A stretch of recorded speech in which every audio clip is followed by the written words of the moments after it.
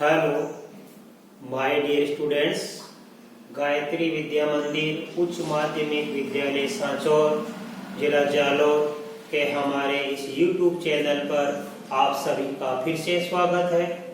प्रिय विद्यार्थियों, आज हम कक्षा 9 की विषय गणित अध्याय 13 परिमाप एवं क्षेत्रफल प्रश्नावली 13.1 के सवाल नंबर 1 और 2 हल करेंगे। बच्चों, इसके पहले मैंने कल आपको इस प्रश्नावली के सभी फॉर्मूला सभी सूत्र मैंने लिख के बता दिए थे। उनको आपने अच्छी तरह याद कर लिया होगा। याद नहीं किया है तो उनको अच्छी तरह से याद कर लेना। बड़ी ही सरल प्रश्नावली है। आप उन्हीं सूत्रों पर यथास्थान पर सूत्रों का प्रयोग करके हम सारे सवालों को हल करेंगे। देखो बच्चों, हमारा क्वेश्चन नंबर 1 में क्या लिखा है, आपकी अपनी पुस्तक में मिलान करना। 1.5 मीटर लंबा, 1.25 मीटर चौड़ा और 65 सेमी गहरा प्लास्टिक का एक डिब्बा बनाया जाना है। अब कल्पना कीजिए, आपके पास एक प्लास्टिक का डिब्बा है जिसकी लंबाई है 1.5 मीटर, चौड़ाई है 1.25 मीटर और गहराई यानी वो ऊंचाई, गहराई को ऊंचाई बोलेंगे 65 सेमी है। अब प्लास्टिक शीट की मोटाई को नगण्य मानते हुए, यानी मोटाई को न के बराबर माने, मोटाई है ही नहीं ये मानो आप, मोटाई को नगण्य मानते हुए निर्धारित कीजिए कि नंबर 1 डिब्बा बनाने के लिए आवश्यक प्लास्टिक शीट का क्षेत्रफल। इस माप का प्लास्टिक का डिब्बा हमको बनाना है, तो इस माप का डिब्बा बनाने के लिए अपन को आवश्यक प्लास्टिक शीट का क्षेत्र कितना होगा, यानी प्लास्टिक शीट का क्षेत्र हमें ज्ञात करना है। नंबर 2, इसमें इस शीट का मूल्य भी ज्ञात कीजिए। यदि 1 मीटर स्क्वायर शीट का मूल्य 20 रुपये है तो 1 मीटर स्क्वायर शीट का मूल्य 20 रुपये के दर से हमें इस प्लास्टिक शीट का मूल्य भी ज्ञात करना है। तो 2 सवाल है, हमें इस माप का एक प्लास्टिक का डिब्बा बनाना है, आए समझ में। और उसमें ये लिखा है, ध्यान देना कि हमें इससे ऊपर से खुले रखना है डिब्बा। हमारा जो है प्लास्टिक का ऊपर से खुला बस हो। जैसे मान लो ये हमारे प्लास्टिक का डिब्बा मैं आपको बना के बता रहा हूं।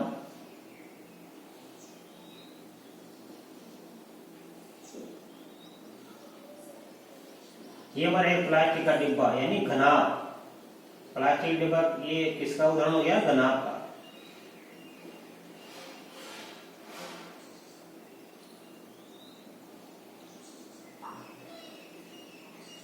इस प्रकार का ये हमारा डिब्बा है जिसका ये ऊपर से खुला है, यानी ऊपर का हिस्सा क्या खुला, राइट। तो ऊपर का हिस्सा और नीचे का हिस्सा क्या होता है? वो आयताकार होता है, लंबाई इंटू चौड़ाई होता है, आई समझ में। तो ध्यान देना, हमारे पास क्या दिया, बगैर ढक्कन के एक डिब्बे की माप है। ये तो लंबाई है, इसको हम लंबाई मानेंगे। ये चौड़ाई है, इसको हम बी मानेंगे। ये गहराई है, इसको हम एच मानेंगे। तो देखो बच्चों, हम लिखेंगे बगैर ढक्कन की माप है ये, तो लिखेंगे डिब्बे की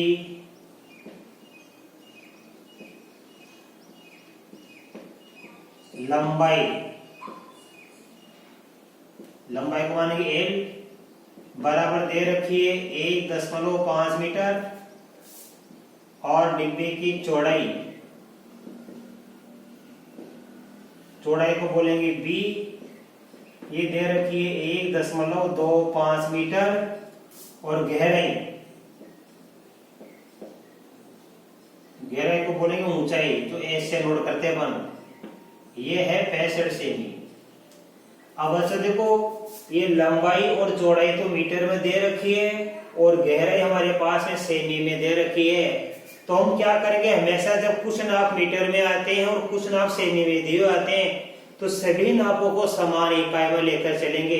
या तो हम इस मीटर को भी सेमी में बदल देंगे अथवा इस सेमी को भी हम मीटर में बदल देंगे। या तो सभी को मीटर में लेके चलना है या सभी मापों को अपन को सेमी में लेके चलना है। और आपको बता रखा है कि 100 सेमी का 1 मीटर होता है, तो 65 सेमी का कितना मीटर बनेगा? देखो ये सेमी है, ये दोनों मीटर में है, तो इसको भी मैं मीटर में ही बदल रहा हूँ। 65 सेमी का मीटर कैसे बनेगा? हम 65 में 100 का भाग दे लेंगे बच्चों, तो ये बन जाएगा मीटर। 65/100, जितनी भी सेमी की संख्या होती है उसमें 100 का भाग दे लिया करो तो वो मीटर बन जाता है। 65 में 100 का भाग देंगे, 100 में 2 शून्य आती है, इसका मतलब 65 में 100 का भाग देंगे तो दशमलव के बाद में 2 अंक आएंगे, यानी ध्यान देना 5 का 5 पहला अंक, दूसरा अंक क्या आएगा 6 और यहाँ लगा देना दशमलव। तो 65 में 100 का भाग देंगे तो 0.65 मीटर, ये हमको क्या प्राप्त होगी, गहराई। अब देखो मान लो कि थोड़ी देर के लिए आप कल्पना कीजिए कि ये जो हमारा बक्स डिब्बा है ये मान लो ढक्कनदार है, यानी घनाभ पूरा हो गया, घनाभ पूरे घनाभ का क्षेत्रफल। तो देखो ध्यान देना आप कैसे लिखेंगे, अच्छे से देखना आप,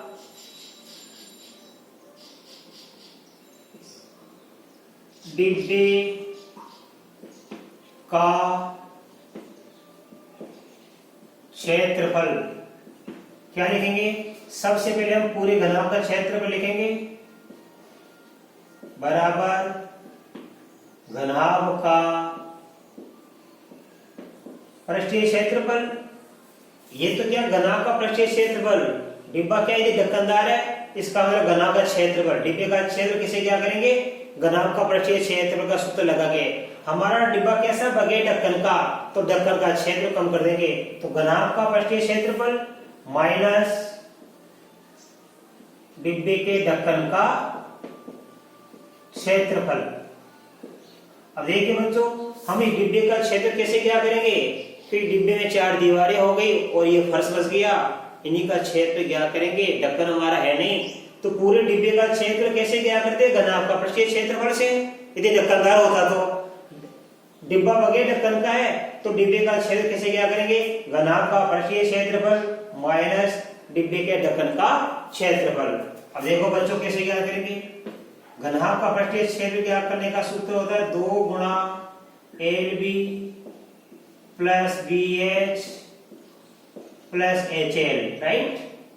अब इसमें से क्या करेंगे अपन, इस ढक्कन का क्षेत्र कम कर देंगे, यानी ये L ये B, तो ढक्कन कैसा होगा, डिब्बे का ढक्कन यानी ऊपर का छत और नीचे का फर्श, ये आयताकार का लंबाई इंटू चौड़ाई से हम ज्ञात करते हैं। तो ढक्कन का क्षेत्र कैसे ज्ञात करेंगे, L इंटू B से,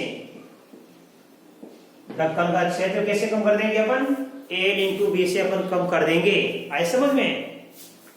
अब आप ध्यान दीजिए, मान को अपने यथा स्थान पर रखेंगे बच्चों, देखो 2 का 2 L का मान कितना हमारे पास है, देखो यहाँ पे 1.5, अब 20 से गुणा करेंगे, B का मान कितना बच्चों हमारे पास में 1.25, अब ये प्लस का चिन्ह, फिर B का मान 1.25 और H का मान कितना बच्चों हमारे पास में, देखो यहाँ पे 0.65 प्लस फिर S का मान 0.65 और L का मान कितना है 1.5। ये तो हो गया पूरे डिब्बे का यानी घनाभ का क्षेत्रफल, इसमें से कम कर देंगे ढक्कन का क्षेत्रफल, और ढक्कन का क्षेत्र किससे कम करेंगे, L इंटू B से। L का मान 1.5 और B का मान कितना हमारे पास 1.25 और यहाँ लिख देना मीटर स्क्वायर। अब देखिए बच्चों गुणा करेंगे, ध्यान देना, सबसे 1.5 को 1.25 से गुणा करना। तो देखो 1.25 को 1.5 से गुणा करेंगे, 15 का बड़ा 5 दो, 15 पंजे 75 की 5 हासिल के 7, 15 में 30 में 7 जोड़ेंगे 37 हासिल के 3, 15 का 15 में 3 जोड़ देंगे 18। अब 1 2 3 से क्या 16 लगा देना 1.875। अब देखो 1.25 है हमारे पास में, इसका गुणा करेंगे 0.65 से, गुणा कर दीजिए आप, 5 को 5 से किया 25 हासिल के 2, 12 पंजे 60 में 2 जोड़ दिया 62, 6 पंजे 30 के 0 हासिल के 3, 12 72 और 3 75, 5 का 5, 2 का 2, 6 5 11, 7 1 8, 1 2 3 4, 1 2 3 4 से छोड़ के कोड लगा देना, ये है 0.8125। अब देखो यहाँ पे क्या लिखा है 0.65 का गुणा करेंगे 1.5 से, 15 पंजे पीछे की 5 आज के 7, 15 से 90 और 7 97, तो यह क्या 0.975, तो यह क्या 0.975, ये हमने गुणा कर लिया बच्चों, राइट। अब देखिए आप इसको आगे कैसे करेंगे, ये हमने कोष्टक बंद कर दिया, ये माइनस का चिन्ह। अब 1.5 का गुणा करेंगे 1.25 से, देखो ये रहा 1.5 गुणा 1.25, ये संख्या सम्मानित है, तो ध्यान देना इसका आंसर आया 1.875, तो इनको गुणा करने पर आएगा 1.875 मीटर स्क्वायर। अब देखिए इन सबको हम जोड़ेंगे, तो देखो 2 का 2 गुणा, अब जोड़ना सीख लीजिए 1.875, फिर इसे 0.8125, तो दशमलव की सीट में दशमलव, ये पूर्णांक किधर आ जाएगा, फिर 8125, 812, ये 5 आगे चल जाएगा, 0.975, ये 0.975। अब जोड़ दीजिए 5 का 5, 5 2 7 5 12 की 2 हासिल के 1, 8 1 9 7 16 की 6 हासिल की 1, 9 9 18 8 26 की 6 हासिल की 2, 2 1 3, 3.6625, 3.6625, ये आ गया इसका। अब देखो ध्यान से इन दोनों को गुणा करके अपन घटाएंगे 1.875। अब देखो यहाँ पे इसका गुणा किससे करना, 2 से, तो आप इसका गुणा 2 से कर दीजिए, 2 पंजे 10 की 0 हासिल की 1, 2 दूनी 4 और 1 5, 2 सी की 12 की 2 हासिल की 1, 2 सी की 12 और 1 13 की 3 हासिल की 1, 2 3 6 1 7, 1 2 3 4, 1 2 3 4, 7.325, तो यहाँ आ गया हमारे पास 7.325। इस शून्य को लिखने की आवश्यकता नहीं है, ऐसा समझ में, इसमें से घटाएंगे 1.875। अब हम इसको घटाएंगे, देखो बच्चों तो क्या बच जाएगा, 5 से 5 गया तो 0, 12 में से 7 गया तो 5, फिर 12 में से 8 गया तो 4, 6 में से 1 गया तो 5, 1 2 3 से 5.45 मीटर स्क्वायर। तो इसका मतलब हो गया हमारे बगैर ढक्कन का जो डिब्बा था उसका क्षेत्र कितना आ गया, 5.450 मीटर स्क्वायर आ गया। इसका मतलब जो प्लास्टिक का डिब्बा बनाएंगे तो प्लास्टिक की शीट कितने लगेगी, प्लास्टिक की शीट इसी माप पे लगेगी 5.45 मीटर स्क्वायर की। तो लिखेंगे इसलिए नंबर 1 प्लास्टिक की शीट का क्षेत्रफल, प्लास्टिक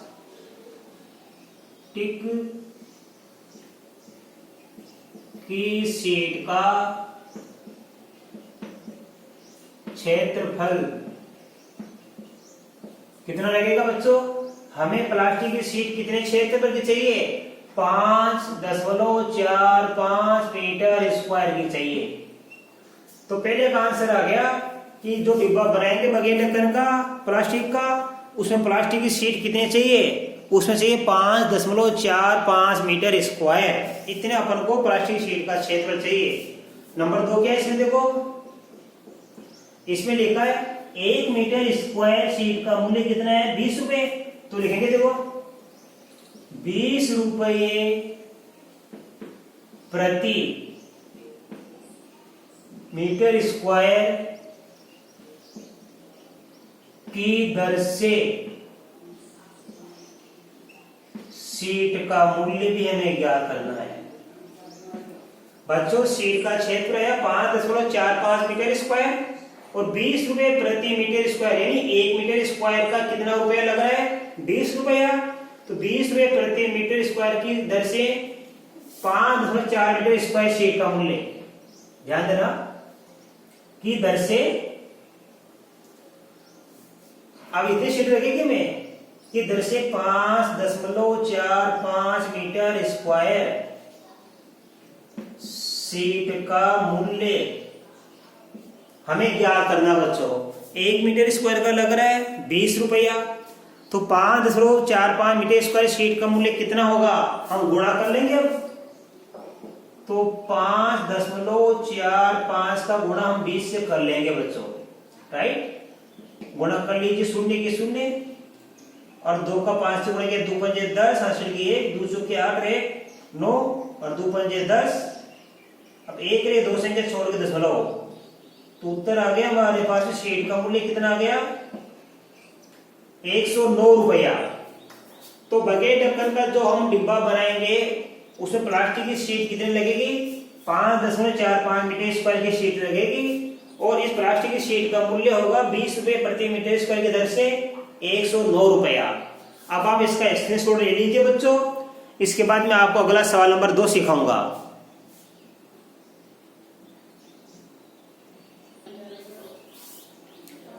अब देखिए बच्चों, इसके बाद हम सीखेंगे इसका क्वेश्चन नंबर 2, सवाल नंबर 2।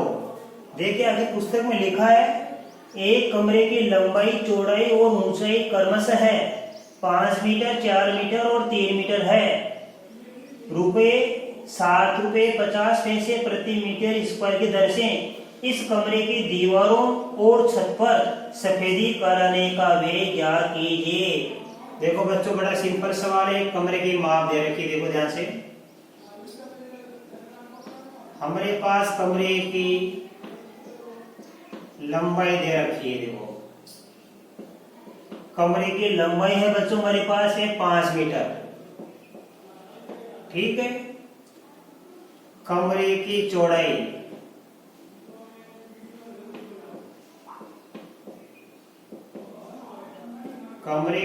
दे रखी है बच्चों हमारे पास में 4 मीटर, राइट। और कमरे की ऊंचाई दे रखी है बच्चों हमारे पास में 3 मीटर। तो लंबाई को हम क्या मान लेंगे? L, length. चौड़ाई को क्या मान लेंगे? बी, ये बी लिख देना। और ऊंचाई को मान लेंगे अपन क्या? एच, ये मान लेंगे अपन ऊंचाई।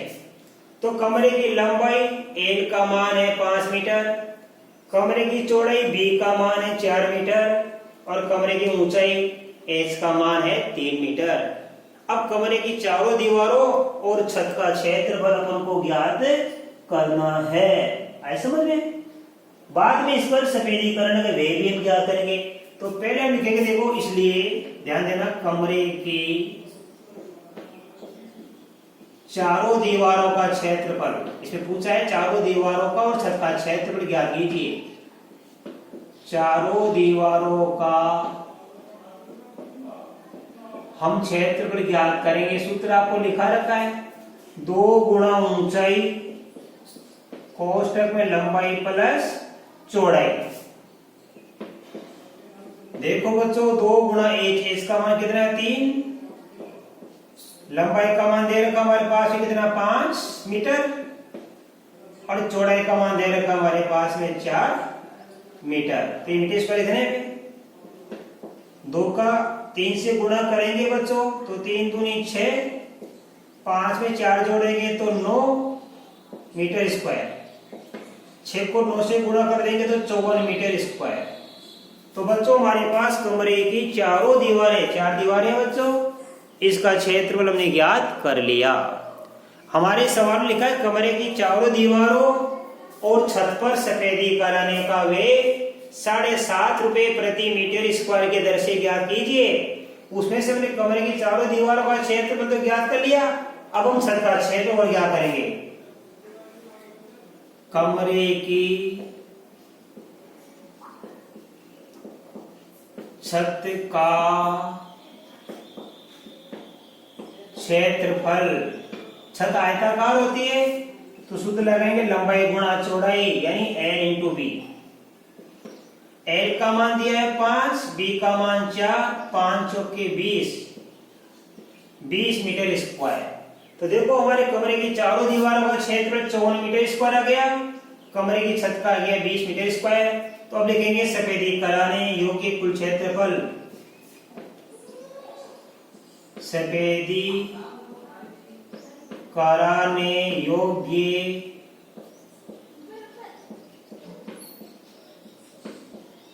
कुल क्षेत्रफल। तो कमरे की दीवारों पर कितना है क्षेत्रफल? 54, और कमरे की छत का आया 20, तो 54 में 20 जोड़ देंगे 76 मीटर स्क्वायर आ गया। तो कमरे की दीवारों और छत का कुल क्षेत्रफल आ गया 76 मीटर स्क्वायर। अब 76 मीटर स्क्वायर पर क्या होगा? क्षेत्रफल में सफेदी होगी, ठीक है। ये सफेदी कराने योग्य हमारे को कुल क्षेत्रफल प्राप्त हो गया। अब देखो, इसके सफेदी कराने का व्यय हमें ज्ञात करना है। किस भाव से? ₹7.50 प्रति मीटर स्क्वायर दर से, तो लिखेंगे इसलिए 7.50 रुपये प्रति मीटर स्क्वायर की दर से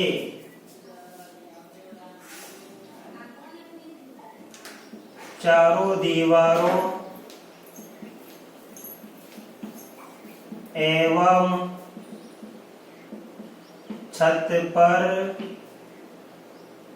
सफेदी कराने का व्यय हम ज्ञात करेंगे। तो हम क्या करेंगे, इस 74 का गुणा कर देंगे 7.50 से। तो देखो बच्चों मैं कर रहा हूं 7.50 को मैं 74 से गुणा कर रहा हूं। शून्य के शून्य 4 बजे 20 के शून्य 2 28 से 2 30, शून्य के शून्य 7 बजे 35 के 5 3 49 3 52, 0 0 5 5 5 एक रे 2 संख्या छोड़ गए दशमलव, तो ये आएगा 555। दशमलव के बाद शून्य, इसको लिखने की आवश्यकता नहीं है। 555 रुपये। तो कमरे की चारों दीवारों और छत पर सफेदी कराने का कुल व्यय आया 555 रुपये। इस प्रकार बच्चों आज हमने आपको बड़े ही तसल्ली से बड़े ही सरल शब्दों में प्रश्नावली 13.1 के क्वेश्चन नंबर 1 और 2, सवाल नंबर 1 और 2 अच्छी तरीके से आपको समझा दिया है। और मैं आशा कर सकता हूं कि आपको बताए गए दोनों सवाल बड़े अच्छी तरीके से समझ में आए होंगे। इसके बाद आगे के सवाल हम बच्चों कल के वीडियो में सिखाएंगे। तब तक के लिए धन्यवाद।